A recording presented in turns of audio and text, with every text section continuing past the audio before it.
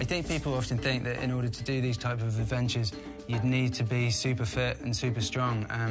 But I really don't do any training at all. I used to play rugby, but I don't do that anymore. I'm fit and well in terms of I've not got any illnesses or anything. But I think the type of adventures that I do is far more about the mental approach than it is about the physicality. You don't need to be a He-Man or a superhuman in order to go into the wild and live next to nature. You just need to have a bit of experience and a certain sort of degree of humility, I think, in order to adapt to your surroundings and live comfortably.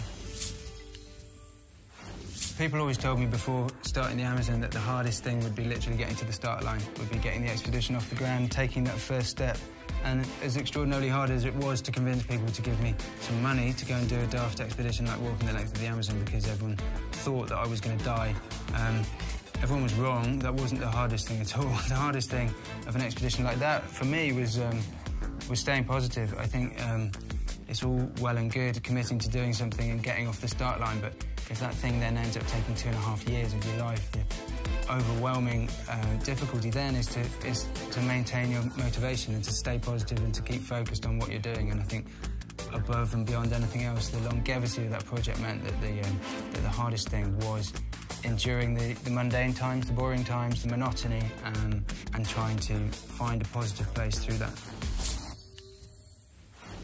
Being in isolation, it has extraordinarily high highs and extraordinarily low lows, and I think I have to tell myself constantly that no mental state is permanent, and that the low lows are just part of a cycle, and that they won't continue. And I know that from experience, I've never had to stay in a really bad place for very long. So I just remind myself that nothing lasts forever, and that invariably even if things don't get better while I'm in the field, I'll be going home soon. So I think it's just experience that tells you that you can tough out the tough times, and they will get better very soon.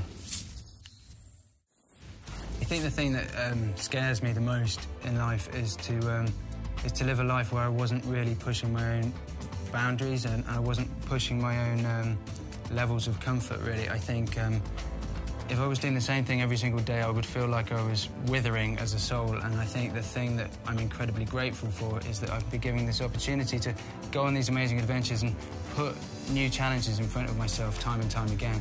And I think every time I have to shift and deal with a new challenge, I have to think outside the box, and I have to grow a little bit more, and I learn a little bit more. And I think that's a really healthy way of living, and I think I try and make sure that everything I do in my life adds to my life, so that rather than regressing and wilting, that I actually become a wiser and a stronger person. I finished filming a couple of months ago, and there were plans and talks with Discovery Channel now to film a brand new series that I'm involved in the talks with. Because it's new, because it's not actually been announced to the press, I can't actually talk about exactly what that series is going to be, but all going well, I will start filming in November this year. Watch my new series, Marooned, with Ed Stafford, only on Discovery Channel. Więcej na temat survivalu i wypraw Eda znajdziesz na stronie discoverychannel.pl/survival.